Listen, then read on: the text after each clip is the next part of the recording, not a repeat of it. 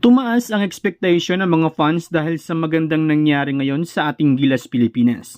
Dahil sa panibagong sistema na pinapatakbo ngayon sa ating national team.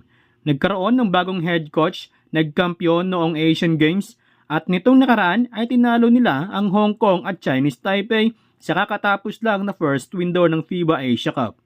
Pero lingid sa kalaman ng lahat, ay yun pa pala ang simula dahil hindi na basta-bastang team ang makaharap ng Gilas sa susunod na window. Matagal-tagal pa ang second window ng FIBA dahil na rin sa Olympic Qualifying Tournament at Paris Olympics. Kaya mahaba-haba ang maging preparasyon ng ating Gilas Pilipinas bago makaharap sa second window ang New Zealand. Ang mga Kiwis ang ina-expect na magbibigay ng magandang laban sa ating national team. Kung pagbabasihan natin ang kanilang mga nakaraang laban, ay dihado talaga ang ating Gilas Pilipinas. Pero at this moment, mukhang palag-palag naman ang Gilas Pilipinas dahil sa panibagong sistema ng ating national team. Matatandaan ay hindi rin basta-basta ang nakalaban ng ating national team sa Asian Games.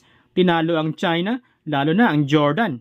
Of course, bago magkaharap ang New Zealand at Gilas Pilipinas ay susubukan muna ng ating national team na makapasok sa Olympics. Pero bago yon ay kailangan munang talunin ng Gilas Pilipinas ang malapader na kupunan na Georgia at host country na Latvia. Mas maganda siguro sa Gilas Pilipinas na magkaroon ng ilang mga friendly games. Ayon kay Coach Timcon na inimbitahan sila ng ilang European teams para sa preparation sa Olympic Qualifying Tournament.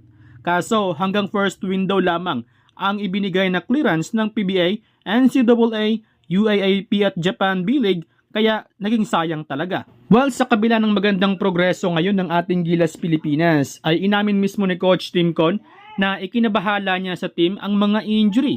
Gusto sana ni Coach Timcon na maging intact ang 12-man pool hanggang FIBA World Cup. Noong first window ay hindi nakakalaro sina AG Edu at Junmar Fajardo gawa ng nagkaroon nga sila ng injury. Well, ayon kay Sir Dean Keneto Henson, ay balak ngayon na dagdagan ni Coach Tim ang kanyang mga players. At may mga 4 na candidate na possible maglaro sa ating national team.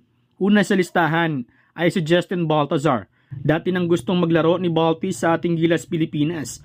Kaso mailap pa rin kay Balti ang opportunity na magpresenta muli sa ating national team. Kabilang si Jordan Heading at Arvin Tolentino na parehong matinik na mga shooter. Of course, hindi mawawala dyan si Renz Abando na isang high flyer. Sa ngayon, ay wala pang natipuhan si Coach Timcon kung sino ang kanyang idagdag sa team.